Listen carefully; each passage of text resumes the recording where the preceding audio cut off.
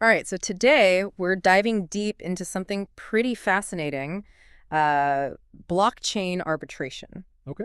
Most people think of blockchain as like the tech behind cryptocurrency, Right. but get this, it's also shaking up how we handle disagreements, especially in the digital world. Yeah, it's really interesting to see how this technology is like changing our whole concept of justice. Mm. Especially when it comes to online transactions and stuff, where traditional courts can be really slow and expensive. Yeah, exactly. Like, who wants to wait like months for a decision when you could potentially have a resolution in like days? Yeah, And that's where these smart contracts come in, right?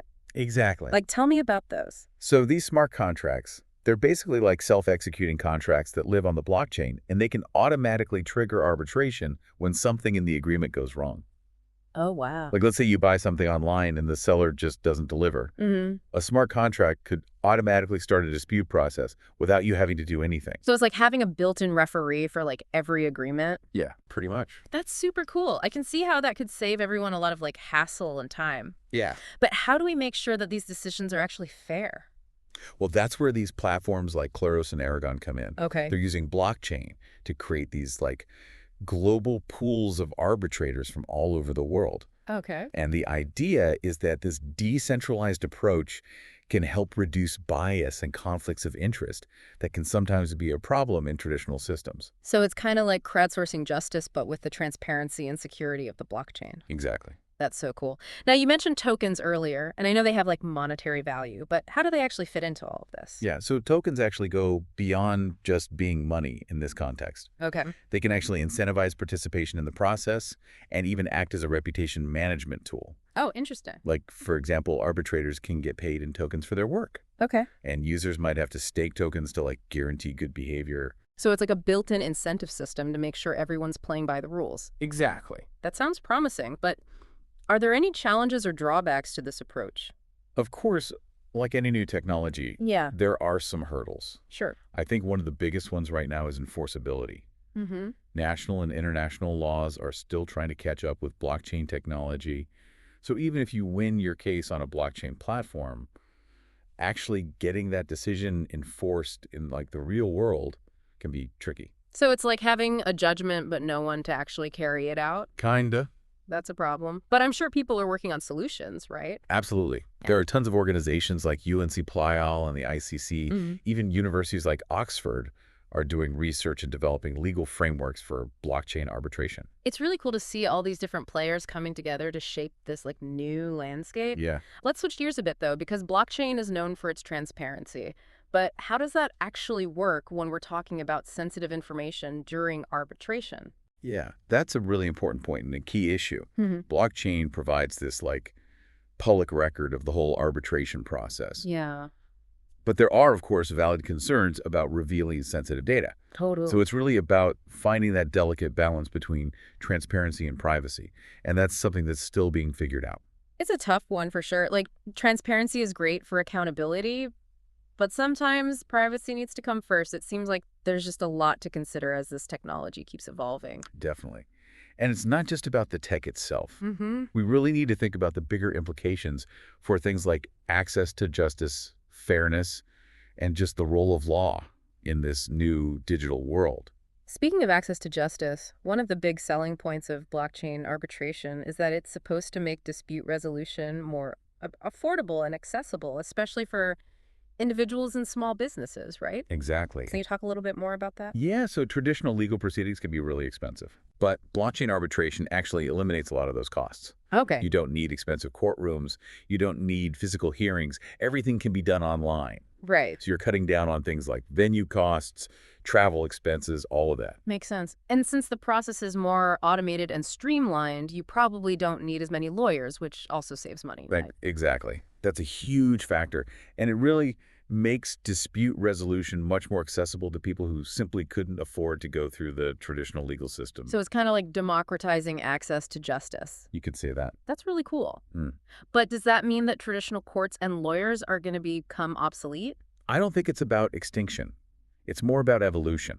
Okay. Lawyers will need to adapt to this new landscape. Hmm. They'll have to become more tech savvy and maybe specialize in areas like smart contract drafting or presenting evidence in a blockchain context. So instead of replacing lawyers, it's leading to like new legal specializations. Yeah. That's an interesting way to look at it. Yeah, and I think we'll also see more of an emphasis on preventative law. Mm-hmm. Like lawyers will be helping clients draft these really solid, smart contracts from the beginning to minimize the risk of disputes even happening in the first place. That's a really smart move. Preventing disputes rather than reacting to them. Exactly. So it seems like blockchain arbitration might shake things up, but it's not necessarily the end for lawyers. Not at all. It's about adapting to a new legal landscape, one that's faster, more efficient, and potentially even more equitable. Yeah, it's fascinating to think about how this is going to affect the whole legal system.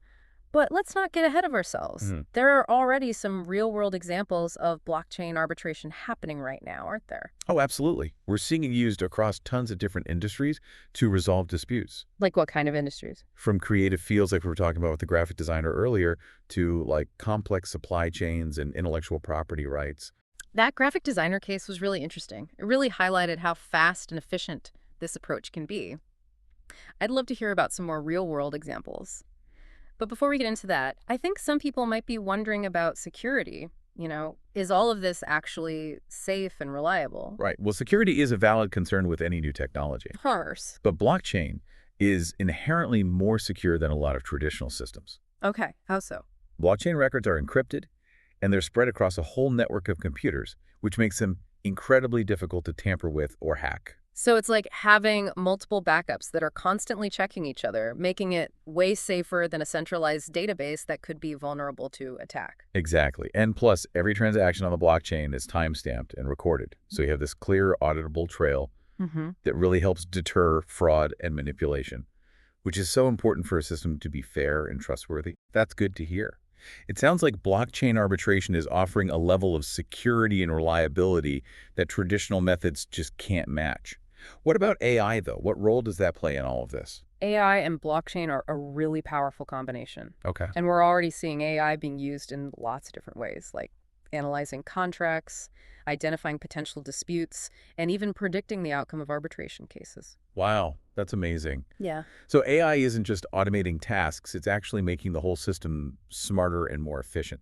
Can you give me some specific examples? Sure. So some platforms are using AI-powered chatbots Okay. to guide users through the whole arbitration process, answering their questions and offering support along the way, Oh, that's nice. which makes it a lot more user-friendly, especially for people who might not be familiar with all the legal jargon. Right. And AI can analyze huge amounts of data from past cases to spot patterns and trends, which could lead to more accurate and efficient outcomes, right? Exactly. AI can learn from previous cases and actually improve the system over time. So it's like having a constantly evolving legal expert built into the platform. You could say that. I'm seeing how AI can really enhance blockchain arbitration.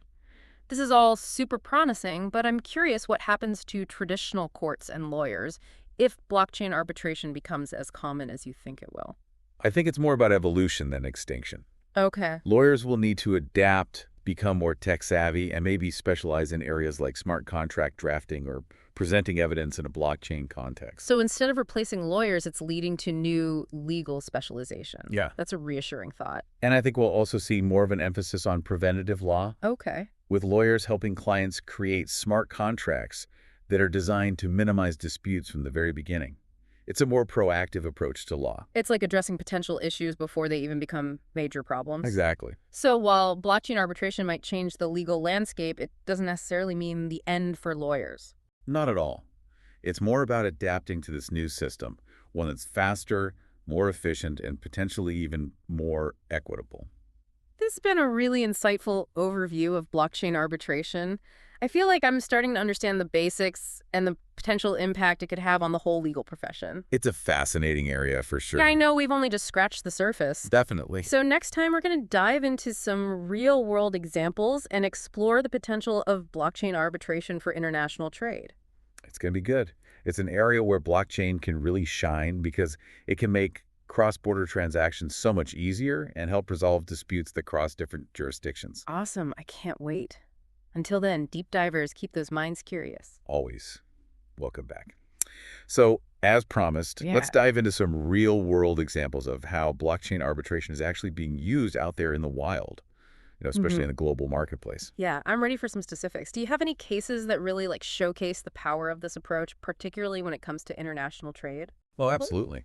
There's one that comes to mind that involves a dispute between a textile importer in the U.S. and a fabric manufacturer in Southeast Asia. Okay. They had this contract for a huge shipment of silk, but there was a disagreement about the quality of the goods that were actually delivered. Oh, that's a classic international trade problem. I bet things like that can get super messy, with different countries, different legal systems, and a lot of money at stake. Exactly. Yeah. And in the past, this kind of dispute could drag on for months or even years Oh, yeah. with all this costly litigation and just uncertainty for both sides. Hmm. But they were smart. They had included a blockchain arbitration clause in their contract. Oh, that was a good move. So how did that actually change things? Well, when the dispute popped up, the blockchain platform they had chosen just automatically kicked in. Uh-huh. It selected a panel of arbitrators from its global pool, all of whom had expertise in textiles and international trade. So even with these specialized industries, they had experts ready to go. That's impressive.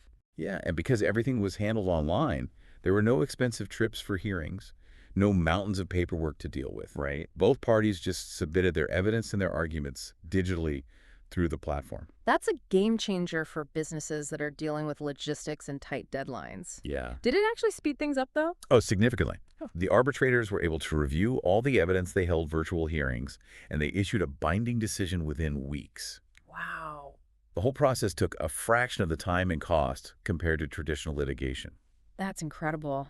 That's a really powerful example of how this can streamline international trade disputes. What happened after the ruling, though? Well, the ruling, which was recorded on the blockchain, was automatically executed according to the terms that were set up in that initial smart contract. Okay.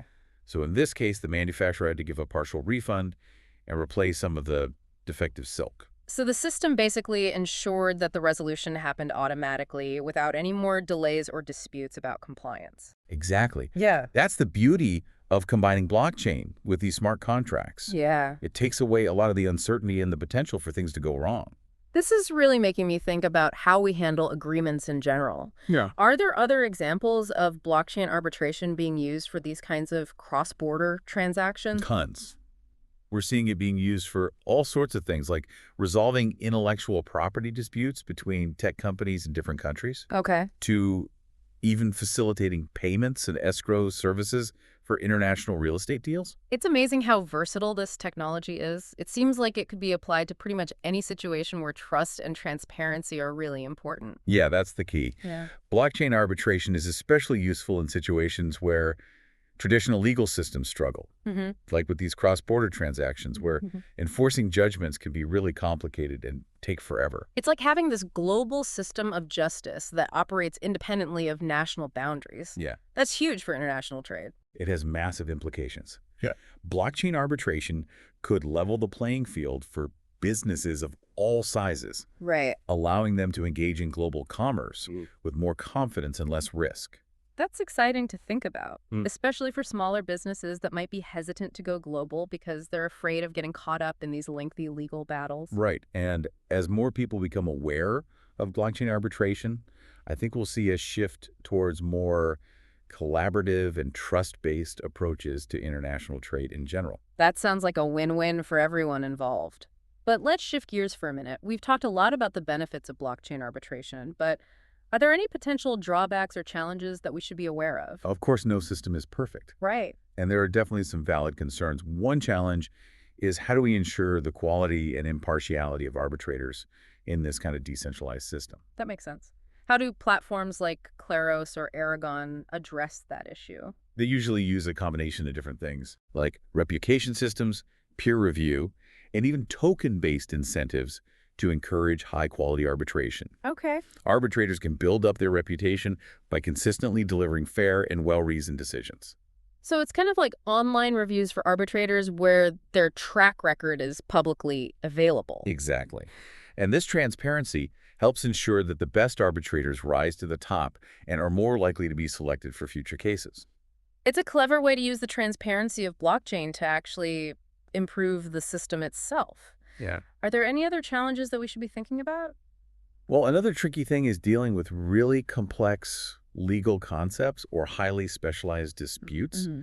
blockchain arbitration is great for a lot of straightforward cases, Sure. but some situations might still require the expertise of traditional courts. So it's not necessarily a complete replacement for the existing legal system. I wouldn't say that. It's more likely to complement traditional courts, Okay.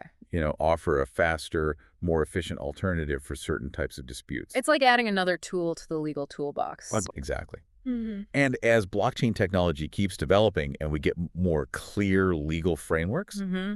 I think we'll see blockchain arbitration handling increasingly complex cases. Yeah, it's fascinating to see how this is all evolving and pushing the boundaries of what's possible. But even with all these advancements, I can't help but wonder about the role of human judgment in a system that relies so heavily on technology. That's a great point. Yeah. While technology plays a crucial role in automating and streamlining the process, Mm-hmm. human judgment is still at the heart of blockchain arbitration. Can you elaborate on that a bit? Where does human judgment come into play specifically? Well, for one thing, humans are still the ones who draft those smart contracts, Right. the ones that define the rules of engagement. Yeah. They determine what happens in different scenarios and how those disputes will be resolved. So getting those contracts right from the start is super important. Absolutely. Yeah. And even when a dispute does arise, Mm. human arbitrators are still the ones making those final decisions Okay. based on the evidence that's presented and their understanding of the law. So it's not like these algorithms are just blindly spitting out decisions. Right. There's still a vital role for human expertise and judgment. Exactly. The technology is there to make the process smoother, Yeah. but the ultimate decisions rest with humans, just like in traditional arbitration. That's reassuring. It's like finding that balance between the efficiency of technology and the wisdom of human experience. Yeah. But this brings up another question. If human judgment is so crucial, how can we make sure that the people involved in blockchain arbitration are actually qualified and impartial?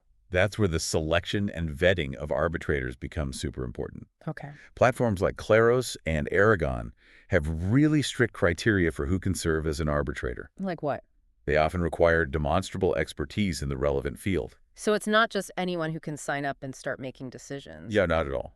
These platforms take the selection process very seriously. They'll do background checks, verify credentials, and require arbitrators to adhere to these codes of conduct. That makes sense. It helps maintain trust and integrity in the system. Yeah, But what about bias? We've talked about diversity in the arbitrator pool, right. but how can we be sure that unconscious bias doesn't creep into the decision-making process? It's a valid concern, and it's something that a lot of research and development is focused on right now. Hmm. Some platforms are even exploring using AI-powered tools Interesting. to analyze arbitrator decisions for potential bias. So AI could actually be used to monitor the system itself Exactly. and flag any red flags that might indicate bias. Yeah, by analyzing patterns in the decisions, these tools can identify any systematic biases that might be present Okay. and then alert the platform operators so they can take corrective action. That sounds like a powerful way to use technology to promote fairness and accountability within the system. I think so. Yeah. And as AI technology keeps advancing, we can expect to see even more sophisticated tools and techniques being developed to address potential bias in all areas of decision-making. This has been incredibly eye-opening. I'm looking at blockchain arbitration in a whole new light now. It's not just this cool technological thing. Yeah. It's a really complex system that requires us to think carefully about the human factors and the ethical implications. Definitely. It's a fascinating intersection of technology law and human behavior. And it seems like we're just starting to scratch the surface of its potential. I agree. The future of blockchain arbitration is full of possibilities. Yeah. And I'm really excited to see how it continues to evolve and shape how we resolve disputes in this increasingly digital world. We've covered a lot of ground today, Yeah. from the basics of blockchain arbitration to its impact on international trade and the crucial role of human judgment in all of this. For sure. But there's one more piece of the puzzle we need to examine. Yeah. The ethical considerations and how we make sure that blockchain arbitration is truly serving everyone's needs fairly and equitably. Definitely a crucial conversation. So join us next time as we conclude our deep dive into the world of blockchain arbitration and really dig into those broader implications for justice and fairness in this digital age. It's going to be good. Welcome back to the deep dive. So we've spent the last couple of episodes really exploring how blockchain is changing the world of dispute resolution, from smart contracts to its impact on international trade. It's been quite a journey. It has. But as we wrap things up today, I think it's important to shift gears a bit and talk about the human side of all of this, this tech revolution. Yeah, definitely. I mean, at the end of the day, technology is a tool, Mm, right? And it's how we use it, the values that we embed in it that really determine its impact on justice and fairness. exactly. It's not about replacing judges with algorithms. It's about figuring out how to use this technology to make the system better for everyone. Right. And that brings up some really interesting questions, especially when we talk about access to justice. Wow. One of the big promises of blockchain arbitration is that it's supposed to make resolving disputes more affordable and accessible for more people.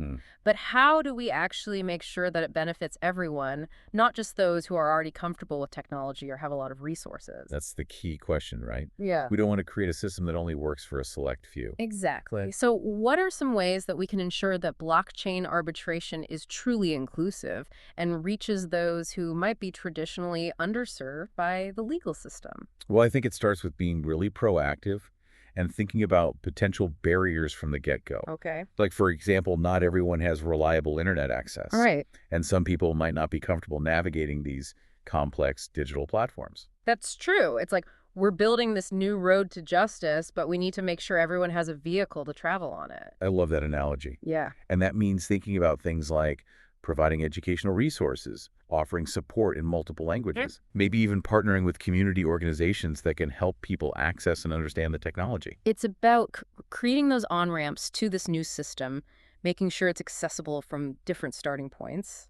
Exactly. But even with access, there's still the question of fairness within the system itself. Oh, absolutely. We always have to be mindful of potential biases that can creep in even unintentionally. Yeah. And one way to address that is by focusing on the diversity of the arbitrators themselves. We touched on this a bit in the previous episodes, but can you explain a little more about why diversity is so crucial for ensuring fairness in blockchain arbitration? Sure. So the idea is that if the pool of arbitrators is really diverse in terms of background experience perspectives, Mm-hmm. it helps to minimize the chances of any one viewpoint dominating the decision-making process. Right. You're bringing a wider range of experiences and understandings to the table, which should lead to fairer outcomes. It's like having a jury of your peers, but in this case, it's a global jury with diverse expertise. Exactly. It's about making sure that the people making these decisions reflect the diversity of the users and the disputes themselves. That makes a lot of sense. But it's not just about the people, right? Right. We also need to be thinking about the technology itself. Absolutely. We Right. can't just assume that technology is inherently neutral or fair. So, what are some steps that we can take to make sure that the algorithms and processes used in blockchain arbitration are designed ethically? Well, I think transparency is really key here. Okay. So the code, the algorithms, the decision-making processes, all of that should be open to scrutiny. Yeah. That allows experts to come in, audit the system, look for potential biases or unfair outcomes. It's about making sure there are no black boxes where decisions are made without clear explanations or any accountability. Right. Openness helps build trust and allows for continuous improvement. And beyond the technology itself, we also need to think about the overall governance of these platforms, right? Totally. Like who's setting the rules, who's responsible for oversight, how are disputes handled when they arise about the system itself? It's like creating a constitution for this new digital justice system. Exactly. We need to make sure that it's designed to be fair and accountable from the very beginning. And this is where collaboration is so important. Mm-hmm. You need legal experts, technologists, ethicists, and of course the users themselves, all working together to shape this evolving landscape. This has been such a thought-provoking journey into the world of blockchain arbitration. We've seen how it has the potential to completely change how we handle disputes, Yeah, make the process faster, more efficient, and hopefully fairer. definitely. But we've also explored the really crucial human element, emphasizing the importance of ethical design, accessibility, and just ongoing vigilance. It's an ongoing process. It is. So as we wrap up, what's the one key takeaway that you would like our listeners to remember about blockchain arbitration? I think it's this blockchain arbitration isn't just a technological innovation, it's a societal one. Hmm. It has the power to change how we think about justice and fairness in the digital age. And it's a conversation that we all need to be a part of. I couldn't agree more. Well, deep divers, thank you so much for joining us on this exploration. We hope this has sparked your curiosity and maybe given you a fresh perspective on how disputes can be resolved in this digital world. Until next time, keep exploring and keep diving deep.